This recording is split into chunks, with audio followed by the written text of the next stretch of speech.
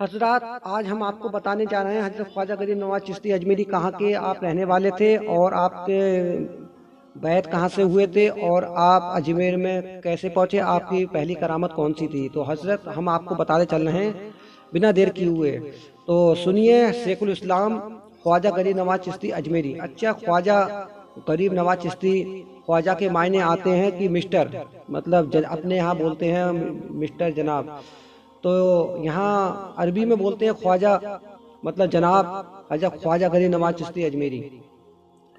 تو خواجہ غریب نواز چشتی اجمیری رحمۃ اللہ علیہ 537 ہجری میں سنجستان خراسان میں پیدا ہوئے۔ سنجستان اس کو سنجری بھی بولتے ہیں، اور خراسان ایک جگہ ہے، وہاں پر آپ پیدا ہوئے۔ یہ علاقہ ایران میں ہے۔ آپ سیدنا امام حسین کی اولاد میں سے تھے۔ آپ کے والد ماجد کا اسم گرامی حضرت غیاث الدین تھا، مطلب آپ کے والد جو تھے، آپ کے پتا جی حضرت، ان کا نام غیاث الدین تھا۔ حضرت خواجہ غریب نواز نے سمرقند کے ایک مدرسے میں قرآن پاک حفظ کیا، پھر تفسیر، حدیث، فقہ و دیگر علوم کی تعلیمات مختلف مقامات کے علماء سے حاصل کی۔ اچھا، خلافت و بیعت، علم شریعت کی تکمیل کے بعد، مطلب علم دین سیکھنے کے بعد، آپ شیخ المشائخ حضرت خواجہ عثمان ہارون کی خدمت اقدس میں حاضر ہوئے اور ان کے دست اقدس پر بیعت کی۔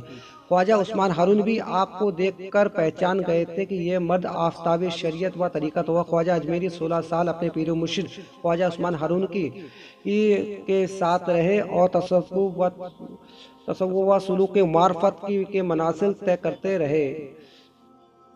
اس کے بعد علماء نے لکھا ہے کہ اس کے بعد حضرت غوث اعظم کی خدمت میں اقدس میں 6 ماہ رہے اور بارگاہ غوثیت سے فیض برکات حاصل کیے۔ حضرت خواجہ میر چشتی حج کے لیے حجاج، یہ سعودی عرب کا پرانا نام حجاج ہے، تو عرب شریف حجاز مقدس تشریف لے گئے۔ حج کے بعد مدینہ منورہ حضور سرکار دو عالم صلی اللہ تعالی علیہ وسلم اقدس پر حاضر ہوئے تو نبی کریم نے فرمایا، محدین، میں نے تجھ کو ہندوستان کی ولایت عطا کی، وہاں کفر و ظلمت پھیلی ہوئی ہے، تو اجمیر جا اور ظلمت و کفر کو نور ایمان سے روشن کر، اللہ تعالیٰ کی تائید و نصرت تیرے شامل حال رہے گی۔ حضرت خواجہ صاحب حجاز مقدس سے بغداد شریف آئے اور یہاں حضرت خواجہ بختیار کاکی آپ کے مرید ہوئے۔ ہمدان تبریز سے ہوتے ہوئے افغانستان غزنی تشریف لائے، پھر وہاں سے لاہور حضرت داتا گنج وقت کے مزار پر انبار پر حاصل ہوئے، یہاں 40 روز قیام فرمایا۔ یہ پاکستان میں ہے، جو جگہ ہے لاہور، وہاں حضرت داتا گنج علی حسبیری ہیں، وہاں آپ نے 40 روز قیام فرمایا۔ اور وہاں سے آنے کے بعد لاہور سے آنے کے بعد داتا گنج علی حسبیری کے مزار سے ہونے کے بعد لاہور سے ہونے کے بعد دہلی، اور پھر سونی پت کرنال سے ہوتے ہوئے اجمیر تشریف لائے۔ پورے ہندوستان میں کفار تو موجود تھے، مگر اجمیر کا علاقہ کفر کی تاریکی میں بہت زیادہ ڈوبا ہوا تھا۔ لوگ بتوں، درختوں، جانوروں، گائے، گوبر کو سجدے کیا کرتے تھے۔ کفر کی ظلمت سے یہاں کے لوگوں کے دل زیادہ تاریک تھے۔ یہ لوگ خدا و رسول سے بے خبر تھے، قبلہ کہاں ہے، کعبہ کہاں ہے، یہ سب چیز سے غافل تھے۔ آئیے بلا تاخیر کیے ہوئے چلتے ہیں اب اجمیر کی شریف۔ آپ جب اجمیر شریف پہنچے تو آبادی کے باہر کھلے میدان میں ایک درخت کے نیچے قیام فرمائے۔ یہ وہ جگہ تھی جہاں حاکم اجمیر راجہ پرتھوی راج رائے پتھورا کے اونٹ باندھے جاتے تھے۔ راجہ کے نوکروں اور شتر بانوں نے آپ سے کہا، یہاں تم ڈیرا نہ لگاؤ، یہ راجہ کے اونٹوں کے بیٹھنے کی جگہ۔ آپ نے فرمایا، اتنا میدان پڑا ہے، اونٹ بھی بیٹھ جائیں گے۔ راجہ کے نوکروں نے پھر اصرار کیا، مطلب پھر ضد کی، آپ یہاں نہ بیٹھیں۔ تو خواجہ صاحب نے فرمایا، چلو ہم یہاں نہیں بیٹھتے، راجہ کے اونٹ ہی بیٹھے رہیں۔ شام کو اونٹ چر کر آئے اور وہاں بیٹھ گئے۔ صبح جب ان کو اٹھایا گیا تو وہ اٹھتے نہیں تھے۔ بڑی کوشش کی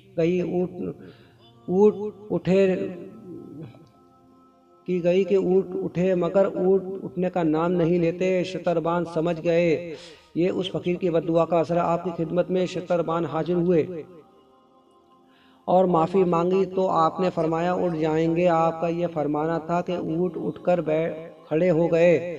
سرزمین اجمیر میں حضرت خواجہ صاحب کی یہ پہلی کرامت تھی۔ آپ کا جہاں قیام تھا اس کے قریب ہی انا ساگر تالاب تھا۔ تالاب کے ارد گرد کفار کے بڑے بڑے مندر تھے، جن میں ہر شب سینکڑوں من تیل जला करता था। हजारों पुजारियों और पुजारी उन मंदिरों में बुतों की पूजा करते थे। आप तालाब से वुज़ू के लिए पानी लेते थे। बुतों के पुजारियों और ब्राह्मण समाज जो थे उन्होंने राजा से शिकायत की कि ये परदेसी मुसलमान का डेरा हमारे मंदिरों और मुक़द्दस तालाब के पास है। यहाँ ये 5 वक्त अजान देते हैं और नमाज पढ़ते हैं और हमारे तालाब को भरसर नापाक करते हैं। राजा ने हुक्म दिया कि उन मुसलमानों को यहाँ से उठा दिया जाए और उन पर तालाब का पानी बंद कर दिया जाए। मंदिर का इंचार्ज रामदेव अपने साथियों के हमरा आपको उठाने के लिए आगे बढ़ा तो ख्वाजा साहब ने खाक की एक मिट्टी उठाकर उन पर फेंकी तो दुश्मनों के जिस्म मफलूज हो गए। रामदेव के पाँव भी शिल हो गए। हिंदुओं का ये बड़ा मजहबी लीडर मेहनत राम देव आपसे माफ़ी मांगने लगा और सर तस्लीम खम करके मुसलमान हो गया। और भी बहुत सी हिंदू आपकी खिदमत और अक़दस में हाजिर होकर मुसलमान हो गए। तो आपकी ये करामत थी। आप बहुत बड़े अल्लाह के वली हैं, हिंदुस्तान के बादशाह हैं। और अजमेर शरीफ में ख्वाजा साहब के ताल्लुक़ से आला हज़रत फरमाते हैं कि हिंदुस्तान में एक जगह है जो अजमेर है, वहाँ दुआएं कबूल होती हैं। और हजरत हम आपको भी जाना चाहिए, लेकिन अजमेर का माहौल कुछ ऐसा हो गया कि जो अमीर आदमी है वही अजमेर जा सकता है, क्योंकि वहाँ पर लोग ठगते हैं। बहुत सी बातें हैं, वहाँ पढ़े लिखे लोग नहीं हैं, जैसे बैठे हुए हैं पैसा मांगते हैं। वहाँ तो जाने के लिए बहुत पैसा होना चाहिए। तो अल्लाह से दुआ करें कि सब कुछ सही हो जाए और गरीब आदमी भी अजमेर जा सके, क्योंकि वहाँ के खर्चे बहुत हैं। वहाँ कमरा ले वो लोग कमरा दिलवाते हैं, मज़ार पर ठहरने नहीं देते हैं, बहुत सी उनके अंदर खुरापातें होंगी। तो अल्लाह ताला हम आपको सही समझ अता फरमाए और उन लोगों को भी जो अजमेर शरीफ में लूटा खसोट कर रहे हैं, अल्लाह ताला उनको भी सुधरने की तौफीक अता फरमाए। आमीन। अस्सलामु अलैकुम व रहमतुल्लाहि व बरकातुहू। दखाल जन्नत।